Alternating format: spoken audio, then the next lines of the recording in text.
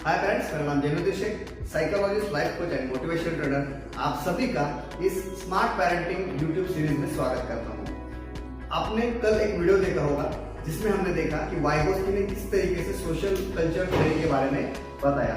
इसमें से सबसे इंपॉर्टेंट टर्म उन्होंने बताई थी इंटरलाइजेशन। इंटरलाइजेशन मतलब क्या?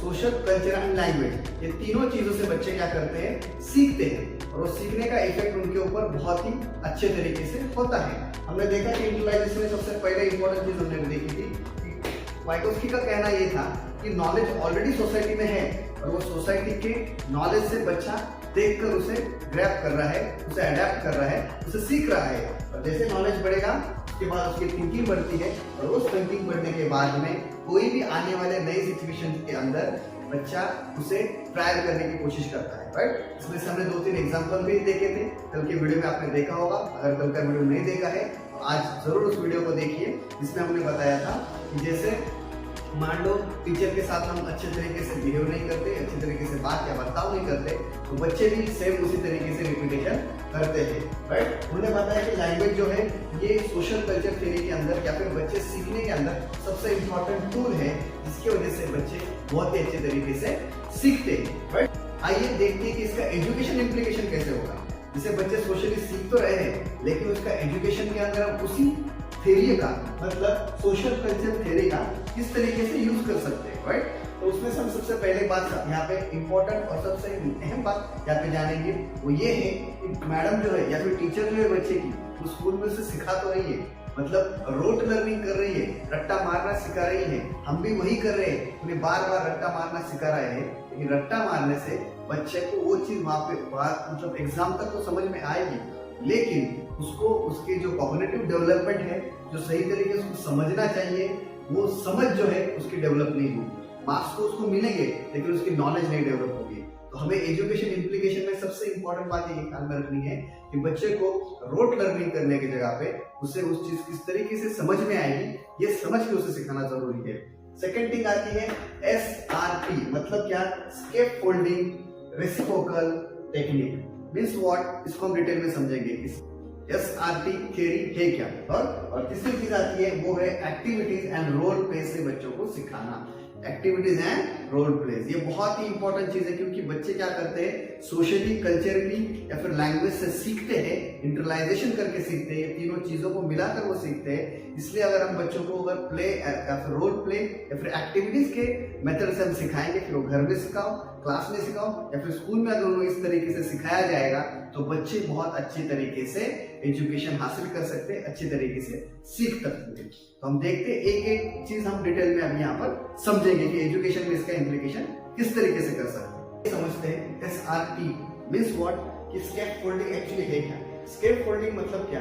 कि जैसे कोई मचान हो या फिर कोई बिल्डिंग के ऊपर चढ़ने के लिए या फिर कोई कंस्ट्रक्शन इक्विपमेंट में हम देखते हैं, एक के ऊपर एक आसानी से चढ़ने के लिए एक स्केप फोल्डिंग का यूज किया जाता है, सीढ़ियों का यूज किया जाता है। उसी तरीके से बच्चे को एजुकेशन में आगे बढ़ने के लिए, पढ़ाई और बाकी चीजें समझने के लिए, उसके लिए हम स्केप फोल्डिंग का यूज कर सकते हैं। यहाँ पे हम देखेंगे एजुकेशन इम्प्लीकेशन के अंदर इसका किस तरीके से हम यूज कर पाएंगे।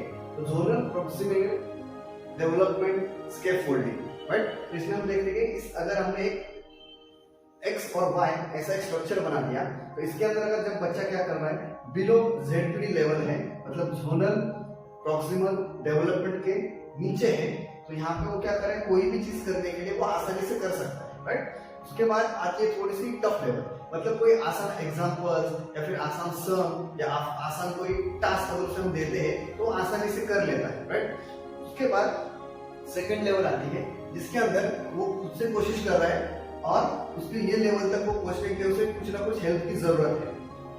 तो ये है उसका ZPT।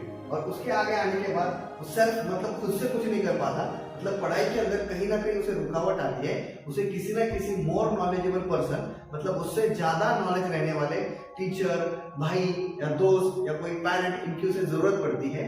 तो यहाँ पे वो क्या करेंगे, हम उसे हेल्प प्रोवाइड करेंगे।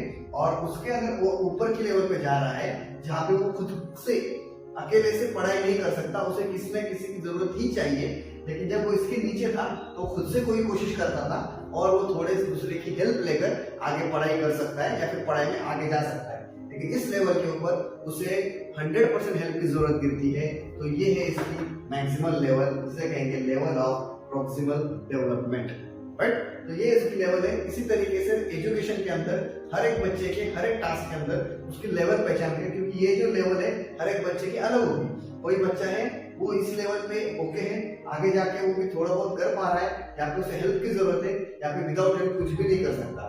कुछ बच्चों के लिए ये लेवल यहाँ पे होगी, उसे यहाँ पे हेल्प की जरूरत लगेगी। कोई और कमजोर बच्चे होंगे तो यहाँ पे हेल्प की जरूरत लगेगी। तो हर एक बच्चे के अकॉर्डिंगली हम क्या कर सकते हैं, उसे अच्छी तरीके से ZPT या फिर उसकी लेवल पहचान के, जो मोर नॉलेजेबल पर्सन है, जो उससे ज्यादा सीखा पढ़ा या एजुकेटेड बंदा है, उसके हेल्प से उसे प्यार मोहब्बत से अच्छी तरीके से आप सिखा सकते हो। पहले तो आपको उसकी लेवल समझनी है कि उसकी पढ़ाई की लेवल क्या है। मान लो घर में 2-3 बच्चे हैं, एक बच्चा बहुत होशियार है, दूसरा थोड़ा सा कम है, तो जो होशियार है उसकी ZPT लेवल ज्यादा है, और जो कम है उसकी दोनों लेवल जो है वो थोड़ी कम हो सकती है।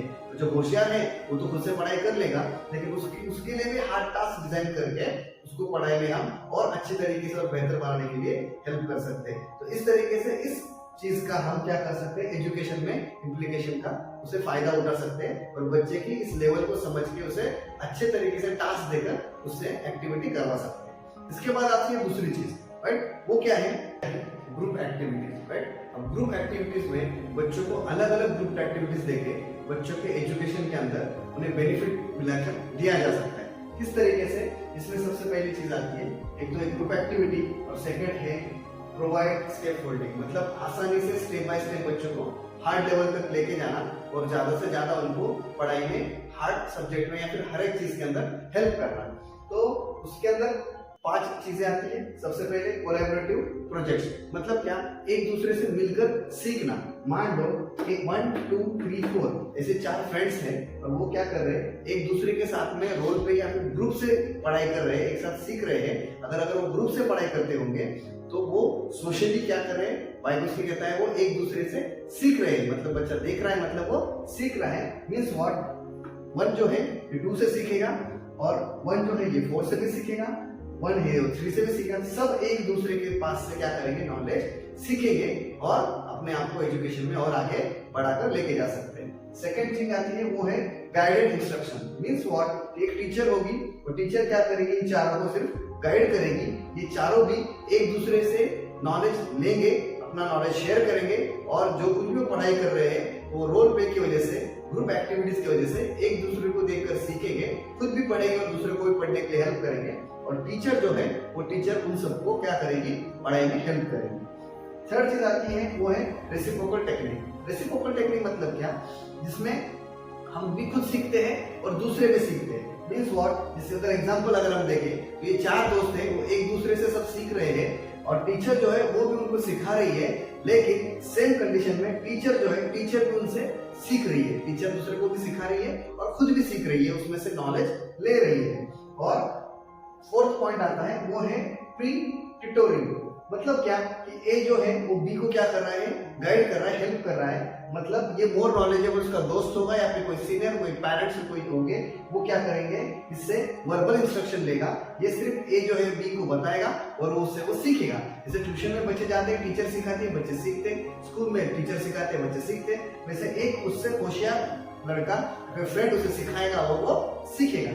और फिफ्थ आता है वो है कोलैबोरेटिव अप्रेंटिसशिप, जिसके अंदर टीचर जो है वो स्टूडेंट को सिखाएंगी, और स्टूडेंट क्या करेगा, उनके गाइडेंस में, उनके कहने पर, क्योंकि वो बहुत नॉलेजेबल है, उनके अकॉर्डिंगली वो जिस तरीके से बताएंगे उस तरीके से बच्चा पढ़ेगा।